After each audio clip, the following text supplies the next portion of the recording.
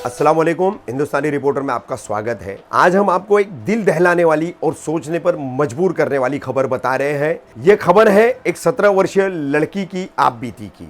अपनी 2 फूफियों के साथ तकरीबन 7 से 8 महीना पहले ये लड़की कोई मदद करने वाले व्यक्ति से मिलने रेती बंदर स्थित अमित गार्डन रेस्टोरेंट पर गई। वहां पर इस व्यक्ति ने इन्हें कहा कि मैं आपको काम दिलाऊंगा, पैसों की मदद करूंगा, क्योंकि इस लड़की की फूफी को ये पहले व्यक्ति जो है ज़कात 2000 रुपए के तौर पर दे चुका था। उस पर भरोसा करते हुए फूफी जो है अपनी छोटी बहन और अपनी इस भाई की लड़की को लेकर के वहां गई। वहां उस व्यक्ति ने होटल में बुलाया। होटल में बुलाने के बाद अभी बैठे ही थे, एक गिलास पानी ही पिया था कि थाने पुलिस की एएसटीसी की टीम ने वहां पर छापा मारा। दोनों फूफियों को इस लड़की के साथ जो है गिरफ्तार करके ले गए अपने ऑफिस। थाने के ऑफिस ले जाने के बाद वहां पर पूछताछ हुई। पूछताछ में फूफियों ने इनकार किया कि किसी तरह का कोई गलत मामला नहीं है। लड़की ने भी बयान किया कि कोई गलत मामला नहीं है। उसके बावजूद कलवा पुलिस स्टेशन में पीटा एक्ट यानी कि prevention of immoral trafficking act, वेश्यावृत्ति व्यवसाय कराने का जो अपराध इस कानून के तहत दर्ज होता है, वो दर्ज करा करके इन दोनों फूफियों को गिरफ्तार किया गया।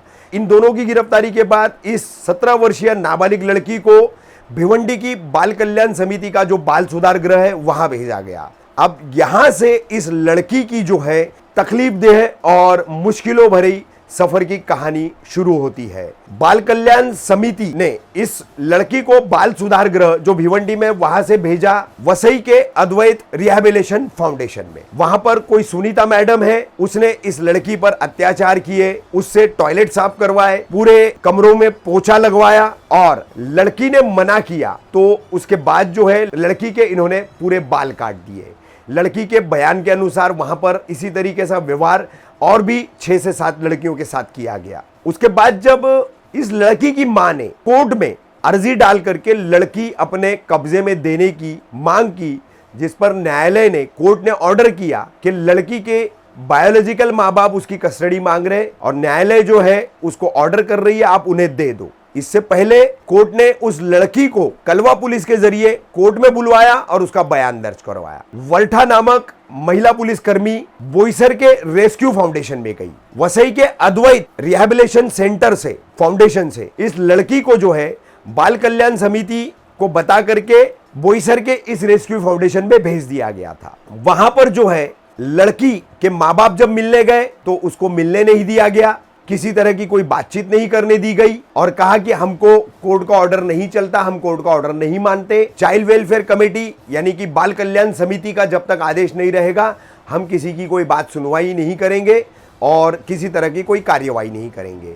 आखिरकार लड़की की मां, उसकी बहन, इन्होंने वकील के जरिए चाइल्ड वेलफेयर कमेटी यानी बाल कल्याण समिति का आदेश भी लिया। उसके बावजूद जो है 1 हफ्ते तक उस आदेश पर अमल करने की रेस्क्यू फाउंडेशन ने तैयारी नहीं दिखाई और उन्होंने लड़की की बहन, उसके माँ बाप सबको जो है वहां से खदेड़ दिया और लड़की को देने से इनकार कर दिया। यहां पर यह सवाल उठता है कि बाल कल्याण समिति इस तरीके से गैर जिम्मेदाराना काम कैसे कर सकती है, न्यायालय के आदेश को मानने से इनकार कैसे कर सकती है। उसके बाद अद्वैत रिहैबिलिटेशन सेंटर जो कि वसई के रेशमी पार्क के धुमाल नगर में बंगला नंबर 9 में है, तो वहां पर इतनी दादागिरी भरा रवैया ये रिहैबिलिटेशन के नाम पर और पीड़ित लड़कियों को सुधारने की जगह उन्हें काम करवाना, उनसे खाना बनवाना, पोछा लगवाना, टॉयलेट साफ करवाना और न सुनने के बाद उनके बाल काटना, ये कौन से कानून ने इन रिहैबिलिटेशन सेंटर और रेस्क्यू फाउंडेशन के लोगों को ये अधिकार दिए हैं? वेश्या व्यवसाय में या किसी भी दूसरे अपराधों में छुड़ाई गई, रेस्क्यू की गई लड़कियों को, नाबालिग लड़कियों को यहाँ रखा जाता है। उनमें सुधार लाने का काम करने की बजाय उन्हें बंधुआ मजदूर बना करके रखने का काम अद्वैत फाउंडेशन और रेस्क्यू फाउंडेशन वसई और बोईसर में ये दोनों फाउंडेशन है, इनको ये सब कराने का कानूनन अधिकार क्या है? आखिरकार ये पूरा मामला पहुंचा हिंदुस्तानी रिपोर्टर के पास। हिंदुस्तानी रिपोर्टर ने वकीलों से बात की जिन्होंने एडवोकेट इस्माइल शेख और एडवोकेट मयूरी आहिर, इन दोनों से पूरी जानकारी ली, पूरे कागजात लिए। उसके बाद हिंदुस्तानी रिपोर्टर ने पीड़िता लड़की की मां जो है उसको और उसकी बहन को जोन 1 के पुलिस उपायुक्त डॉक्टर DS स्वामी इनके पास मिलाया और डॉक्टर DS स्वामी ने ये पूरी जानकारी सुनने के बाद और पूरा ऑडियल सुनने के बाद डॉक्टर DS स्वामी बेहद व्यथित हुए, बेहद खफा हुए। उन्होंने सीधा कलवा पुलिस स्टेशन को जो है आदेश किया कि अभी के अभी आप टीम भेजो। न्यायालय का आदेश और सीडब्ल्यूसी का आदेश होने के बावजूद बच्ची के माँ बाप को बच्ची की कस्टडी देने से अद्वैत फाउंडेशन और बोईसर का रेस्क्यू फाउंडेशन कैसे इनकार कर सकता है। आखिरकार 2 जनवरी को रात में किस तरीके से बच्ची की कस्टडी उसके माँ बाप को मिली, आप देखिए वो कैसे उस फाउंडेशन में गए। हम भी उनके साथ में थे। हमने वहां जाकर के इस बच्ची का बाकायदा लीगल ताबा जिसे कहते हैं, लीगल कस्टडी जिसे कहते हैं, वो उसकी माँ को दिलवाई। हम यहाँ पर तहे दिल से शुक्रगुजार हैं। कह नहीं सकते कि किन शब्दों में हम पुलिस उपायुक्त जोन 1 डॉक्टर DS स्वामी का आभार प्रकट करें कि जिन्होंने एक माँ बाप से जुदा हुई बच्ची को दोबारा मिलाने में अहम भूमिका निभाई। कानून का पालन करने पर जो है उन्होंने जोर दिया और अद्वैत फाउंडेशन, बोईसर का रेस्क्यू फाउंडेशन इनको कानून का पालन करने लगाया। इसके लिए एक बार फिर हम डॉक्टर DS स्वामी साहब, पुलिस उपायुक्त जोन 1 का तहे दिल से शुक्रिया अदा करते हैं। आप हमारी इस वीडियो में देखिए कि किस तरीके से ये पूरा मामला 8 महीने से चल रहा है। 7 महीना ये बच्चे बाल कल्याण समिति के भिवंडी बाल सुधार गृह से वसई के अद्वैत फाउंडेशन, उसके बाद बोईसर के रेस्क्यू फाउंडेशन, ऐसी 3 जगह घूमी। उसमें उसको क्या क्या तकलीफों का सामना करना पड़ा खुद सुनिए। उस बच्ची की जबानी कैसी परेशानियों का सामना करना पड़ा, उसकी बहन और उसकी माँ की जुबानी हम आपको यहाँ पर पूरी आप बीती उनकी सुना रहे हैं। मैं मुमरा में रहती हूँ और मेरे घर पे मेरी मामू की लड़की आई थी मेरी अम्मी के घर पे। तो मेरी अम्मी को किसी ने मदद के लिए अमित गार्डन होटल में बुलाए थे खाने के हिसाब से कि खाना खा के कुछ मदद करेंगे कुछ पैसों के लिए। तो उसके बाद मेरी अम्मी ने मेरी मामू की लड़की और मतलब मेरे खाला को साथ में लेके होटल में गए। वो इंसान ने मदद के लिए बुलाया था। तो जाने के बाद वो लोग अंदर घुस के पानी भी नहीं पिए थे कि उतने में पुलिस आके उनको अरेस्ट करके लेके गई। और उसके बाद उन्होंने मेरी अम्मी पे गलत इल्ज़ाम लगाए और मेरे मामू की लड़की को भिवंडी चिल्लर रूम में भेज दिया गया था और मेरी अम्मी लोग को जेल में डाल दिए गए थे। भिवंडी में इसको रखा गया, मेरी मतलब मामू की लड़की को। फिर उसके बाद उसको वसई में अद्वैत फाउंडेशन में रखा गया जहाँ उसके साथ बहुत टॉर्चर किए। और उसको जब हम लोग ने कोर्ट ऑर्डर लेके गए उसको लेके आने के लिए, तो उसको दिया नहीं गया। हम लोग को वहाँ से भगाया गया, बोले कि नहीं लड़की नहीं देंगे ऐसा वैसा। फिर उसके बाद मेरी वो बहन को उसको टकली बनाया गया जबरन। उसके साथ बाथरूम टॉयलेट साफ़ करवाते थे अद्वैत फाउंडेशन वाले लोग और उसको खाना भी बनाने लगाते थे कि मतलब उसका अद्वैत फाउंडेशन में कि खाना बनाओ और उन लोग को भी खिलाओ और ख़ुद भी खाओ। और फिर उसके बाद वहाँ से हम लोग जब कोर्ट ऑर्डर लेके गए, बोले कि वसई वाले बोले कि भिवंडी जाओ CWC का ऑर्डर लेके आओ। तो CWC का ऑर्डर लेके आने भी गए, उसके माता पिता भी मिलने आए थे तो CWC वाले लोग मिलने नहीं दिए, ना ही अद्वैत फाउंडेशन वाले मिलने दिए। तो उसके बाद उन लोग को उसके माता पिता को भी भगा दिया गया और उसको मतलब हम लोग को उस लड़की से मिलने ही नहीं दिया गया। तो बाल काट के उसको टकली बना दिए। टकली बनाने के बाद उसको जब हम लोग कोर्ट ऑर्डर लेके जाने के बाद हम लोग को मिलने नहीं दिए। उसको रात भर उस दिन टॉर्चर किए, उसको सोने नहीं दिए। उसको अपने बेडरूम में रखा गया, खुद मच्छरदानी में सोए थे, उसको ऐसे बिठा के रखा, पनिशमेंट दिया गया उसको। फिर दूसरे दिन सुबह में CWC के सामने ना हाजिर किए। हाजिर करने के बाद उसको उसकी शिकायत की है और उसको तुरंत हम लोग को बिना बताए बोईसर रेस्को फाउंडेशन में शिफ्ट कर दिया। और रेस्को में भी हम लोग ऑर्डर लेके गए CWC का ऑर्डर, तो वहाँ से भी हम लोग को भगा दिए गए, हम लोग को उससे मिलने नहीं दिए। उसको कोर्ट में भी बुलाया गया था। तो उसको जब कोर्ट में हम लोग मतलब उसको पुलिस वाले लेके आने गए तो उसको फिर भी अद्वैत वाले दिए नहीं थे। तो पुलिस वाले ने ज़बरदस्ती मतलब लेके आए। फिर कोर्ट का ऑर्डर था तो कोर्ट में जब भी हम लोग ने उसको देखे कि कोर्ट में उसका बाल वगैरह कट गया तो उसने भी स्टेटमेंट दी कि भाई ऐसा कुछ भी नहीं था, बस खाना खाने गए थे। फिर भी जब उन लोग उसको ज़बरदस्ती रख दिए और मतलब फंसा दिए। कोर्ट में बताई कि उसने उसके बाल काट दिए उसके और उसके साथ जो व्यवहार हुआ मतलब टॉयलेट बाथरूम साफ़ करवाना, फाउंडेशन वाले लोग टॉयलेट बाथरूम साफ़ करवाते और खाना वाना वगैरह सब बच्चे लोग बनाना पड़ता है। सुबह 5-5:30 बजे उठना पड़ता है वहाँ पे और ये सब काम करना पड़ता है। तो उसने ये सब बयान दी कोर्ट में। हम लोग की कोई सुन नहीं रहा था। तो फिर आपका नाम क्या सर? हिंदुस्तानी रिपोर्टर। हाँ, हिंदुस्तानी रिपोर्टर सर ने मुझे कोर्ट में मुलाकात हुई इनसे मेरी, तो उन्होंने मेरी बहुत मदद की है। उन्होंने मुझे वहाँ से फिर DCP सर के पास लेके गए। DCP सर का भी बहुत बहुत शुक्रिया।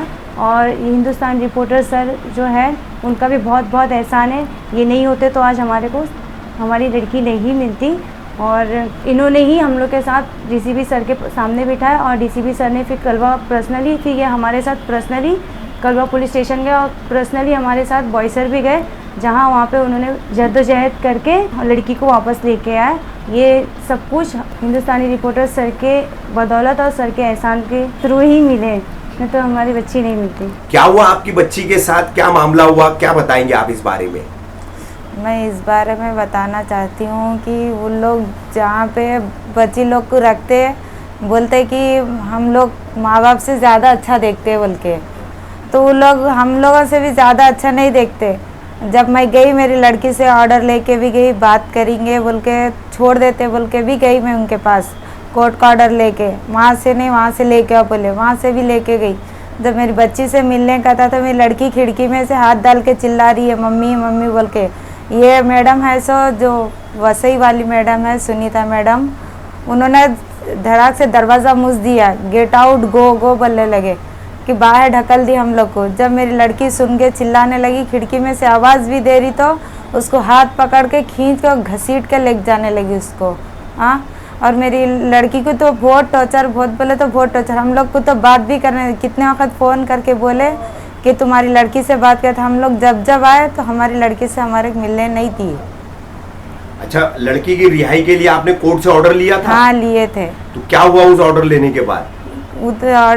उधर ऑर्डर लेने के बाद में हम लोग उधर गए, वसई गए। हाँ। वसई जाने के बाद बोले वहाँ का नहीं चलता, हम लोग को भीमंडी का ही चलता हो, CWC का ही चलता। हाँ। तो ये तो कोर्ट का ऑर्डर है, मैं कोर्ट को नहीं मानती, जज को नहीं मानती। हाँ। कोर्ट को भी अगर आने का है तो CWC का ही परमिशन लेके मेरे ढेलिस लौंगना पड़ता है। उन लोग ऐसा करे। फिर वहाँ से भी CWC का भी परमिशन लेके गए था को बच्ची को उन लोग उधर बोईसर क्या बोलते, हाँ, बोईसर। हाँ, उस तरफ डाल दिए। वो भी नहीं मालूम था हम लोग को। और डायरेक्ट उन लोग ऐसी बात करते कि सामने वाला भी जो नहीं करा सभी ज़बरदस्ती का इल्ज़ाम लगा दे रहे उन लोग।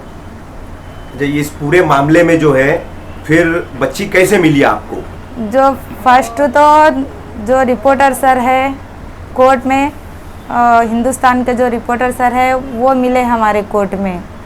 तो उनको हम अपनी हालात, अपनी बच्ची के बारे में हम उनको बोले, तो वो सुन के DP सर जो है बड़े सर उनके पास लेके गए। जो उनको हम पूरी रिपोर्ट जो कोर्ट ऑर्डर है वो सब बताए।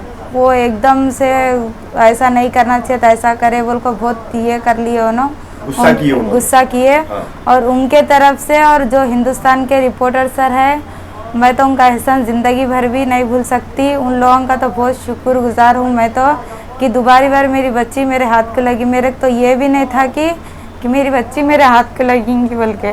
कितने महीने से बच्ची थी वहाँ पर? 7 महीने से थी।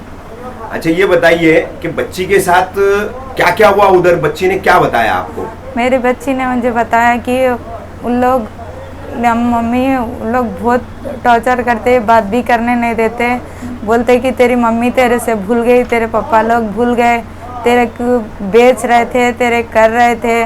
उन लोगों के पास वो फ़ोन में रिकॉर्डिंग है पुलिस वाले के पास। वैसा ऐसा बच्ची को डरा के बोलते थे, फिर भी बच्ची जो सच है वही बताई, उसके आगे कुछ भी झूठ बात बोली नहीं। जब गलती है नहीं तो ज़बरदस्ती वो लोग गलती लाना बोल के उसको बच्ची को बहुत टॉर्चर कर रहे थे लोग। अच्छा, ये बताइए मुझे, आपके एप्लीकेशन के ऊपर कोर्ट ने बोईसर के रेस्क्यू फाउंडेशन से बच्ची को कोर्ट में बुलाया था। हाँ। और अंदर अकेले में जज ने बच्ची का स्टेटमेंट लिया था। हाँ। ये बात सही है? हाँ, सही है। तो उस वक्त बच्ची ने जो है कोर्ट में बताई कि उसके साथ क्या क्या वहाँ पर तकलीफ जैसा मामला किया जा रहा है? हाँ, सब बताई ना। पुलिस ने गिरफ्तार करने के बाद तुमको सबसे पहले कहाँ रखा था? भीमंडी। भिवंडी। फिर भिवंडी से CWC ने तुमको कहाँ भेजा? अद्वैत। कहाँ पर है ये अद्वैत फाउंडेशन? वसई। वसई में। क्या होता था अद्वैत फाउंडेशन के उस बंगले में? सुबह में 5:30 बजे उठाते थे, उठा के काम वो कराते थे, खाना वो हम लोग ही पकाना करना। लेट उठे तो हम लोग को ये पनिशमेंट दिए जाते थे, लेट नहीं उठना, जल्दी उठना बोल के 1-1 हफ्ते का पोछा वो देते थे। पोछा मारने लगाते हाँ। थे।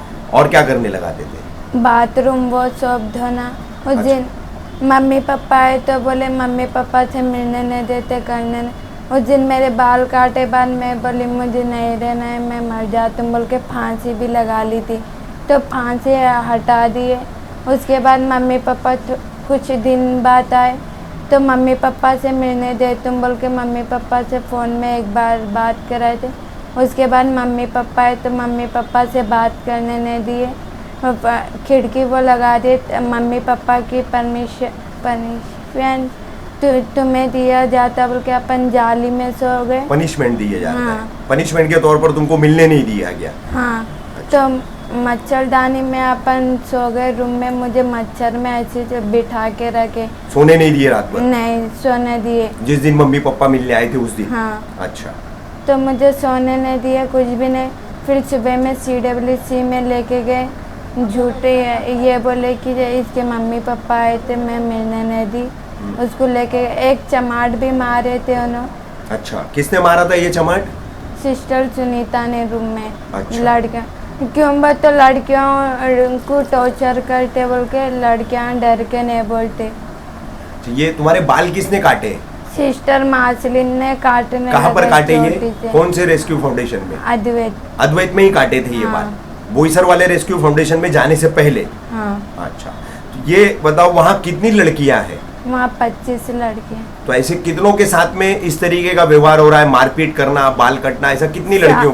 7 लड़कियों के साथ हुआ है। 7 लड़कियों के बाल काटे उन्होंने। हाँ। और उन सबको तुम्हारे जैसा पनिशमेंट दिया जाता है? हाँ। बाथरूम साफ करना, टॉयलेट साफ करना, पोछा मारना, हाँ, ये सब काम कराया जाता है उनसे? उन लोग को नहीं बोलना बोलकर टॉर्चर वो करने से उन लोग को नहीं बोलते करते।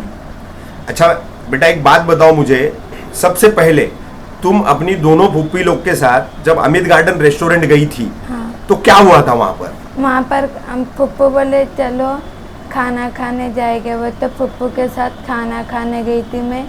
खाना खाने गए तो उतने में एक गिलास पानी भी नहीं पिए, तो उतने में पुलिस आके लेके गई। पुलिस बोली मुझे जीभ में फुप्पू तुम्हारे बेच रहे थे। मैं बोली क्या सबूत है फुप्पू बेच रहे थे? नहीं तुम्हारे फुप्पू बेच रहे थे बोल के बोल। लेकिन इस बात में कोई सच्चाई नहीं है? नहीं है, फुप्पू ऐसा कुछ नहीं कर रहे थे? नहीं किए। जबरन बनाए गए पीटा एक्ट की केस में फंसी 17 वर्षीय बच्ची का किस तरीके से शोषण हुआ, मानसिक और शारीरिक तौर पर उसे कैसे पीड़ित किया गया, बच्चों के रिहैबिलिटेशन सेंटर चलाने वाले एनजीओ अद्वैत फाउंडेशन में और बोईसर के रेस्क्यू फाउंडेशन में, उसकी पूरी कहानी बताने वाली थी आज की यह हमारी खबर। जल्दी हाजिर होंगे हम अपनी अगली खबर के साथ।